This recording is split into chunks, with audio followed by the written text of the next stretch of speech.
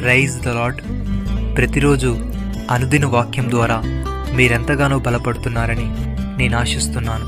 అలాగే మీరు కనుక మన యూట్యూబ్ ఛానల్ని క్రొత్తగా వీక్షిస్తున్నట్లయితే మన యూట్యూబ్ ఛానల్ని సబ్స్క్రైబ్ చేయండి, ఇతరులకు షేర్ చేయండి.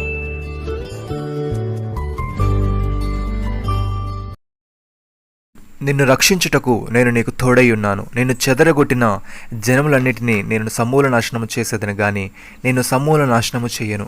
అయితే ఏమాత్రమును నిర్దోషిగా ఎంచకుండానే నేను మితముగా శిక్షించెదను. ఇర్మీయా గ్రంథము 30వ అధ్యాయము 11వ వచనము. ప్రియమైన సహోదరి సహోదరులారా, దేవుడు ఇజ్రాయేలుతో ఈ మాట పలుకుచున్నాడు. ఇజ్రాయేలీలు తప్పు చేసినప్పుడు దేవుడు వారిని శిక్షించను, కానీ వారిని సమూల నాశనము చేయలేదు. మరియు నిన్ను రక్షించుటకు నేను నీకు తోడై ఉన్నానని ఇక్కడ వాగ్దానం ఇస్తున్నాడు. భక్తుడి విధంగా అంటున్నాడు, నా కుమారుడా, ప్రభు చే శిక్షను తృణీకరించకము, ఆయన నేను గద్దించినప్పుడు విసుకకము. ప్రభు తాను ప్రేమించిన వారిని శిక్షించి తాను స్వీకరించు ప్రతి కుమారుని దండించును అని కుమారులతో సంభాషించినట్లు మీతో సంభాషించు ఆయన హెచ్చరికను మరిచితిరి. శిక్షాఫలం పొందుటకై మీరు సహించుచున్నారు. దేవుడు కుమారులుగా మిమ్మల్ని చూచుచున్నాడు. తండ్రి శిక్షింపని కుమారుడెవడు? కుమారులైన వారందరూ శిక్షలో పాలు పొందుచున్నారు.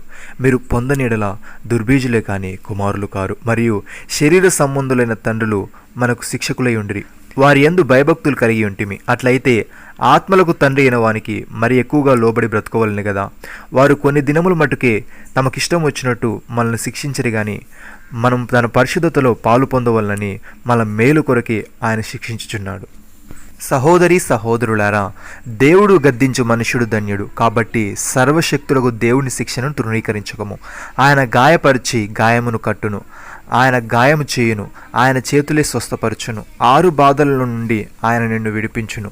7 బాధలు కలిగినను నీకే కీడును తగలదు. క్షామకాలమున మరణము నుండి యుద్ధమున ఖడ్గబలము నుండి ఆయన నిన్ను తప్పించును. నోటి మాటల చేత కలుగు నొప్పి నీకు తగలకుండా ఆయన నిన్ను చాటు చేయును.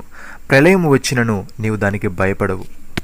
దేవుడి విధంగా అంటున్నాడు, నీవు బ్రతుకు దినములన్నిటిను ఏ మనుష్యుడును నీ ఎదుట నిలవలేకయుండును. నేను మోషేకు తోడైనున్నట్లు నీకును తోడైయుందును. నిన్ను విడువను, నిన్ను ఎడబాయను. నిబ్బరము కలిగి ధైర్యముగా నుండును. వారికిచ్చేదనని నేను వారి పితరులతో ప్రమాణము చేసిన ఈ దేశమును నిశ్చయముగా నీవు ఈ ప్రజల స్వాధీనం చేసేదవు. అయితే నీవు నిబ్బరము కలిగి జాగ్రత్తపడి బహుధైర్యముగా నుండి నా సేవకుడైన మోషే నీకు ఆజ్ఞాపించిన ధర్మశాస్త్రం అంతటి చొప్పున చేయవలను. నీవు నడుచు ప్రతి మార్గమున చక్కగా ప్రవర్తించినట్లు నీవు దాని నుండి కుడికి గాని ఎడమకు గాని తొలగకూడదు. ఈ ధర్మశాస్త్ర గ్రంథమును నీవు బోధింప తప్పిపోకూడదు.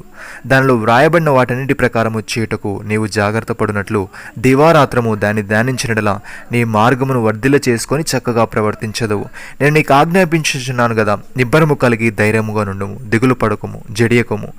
నీవు నడుచు మార్గం అంతటిలో నీ దేవుడని యెహోవా నీకు తోడయుండును. ప్రియమైన సహోదరి సహోదరులారా, నేను ఏమాత్రమును విడువను, నిన్ను ఎన్నడూ ఎడబాయనని ఆయన చెప్పాను కదా. కాబట్టి ప్రభు నాకు సహాయుడు, నేను భయపడను, నరమాత్రుడు నాకేమి చేయగలడు అని మంచి ధైర్యముతో చెప్పగలవారమై ఉన్నాము. మీకు దేవుని వాక్యమును బోధించి మీ పైన నాయకులుగా ఉన్నవారిని జ్ఞాపకం చేసుకొని వారి ప్రవర్తనా ఫలమును శ్రద్ధగా తలంచుకొనొచ్చు వారి విశ్వాసమును అనుసరించిడి. యేసుక్రీస్తు నిన్న నేడు ఒకటే రీతిగా ఉండున్నాడు. అవును, యుగయుగములకు ఒకటే రీతిగా ఉండును. నమ్మిన వారు నాతో కలిసి ప్రార్థనలో ఏకీభవించండి. మమ్మల్ని మికిలిగా ప్రేమిస్తున్న మా ప్రియ పరలోకపు తండ్రి, మీరు మాకు ఇచ్చిన ఈ వాగ్దానమును బట్టి మీకు స్తోత్రములు. దేవా, నీవు చేయి శిక్షను మేము తృణీకరించక, నీవు గద్దించినప్పుడు మేము విసుకక నీకు లోబడి ఉండి నీ పరిశుద్ధతలో పాలు పొందుకునే వారముగా ఉండుటకు సహాయము దయచేయమని.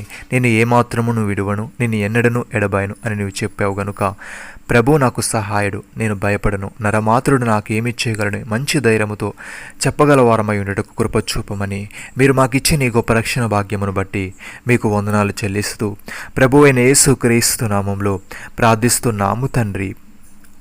ఆమెన్.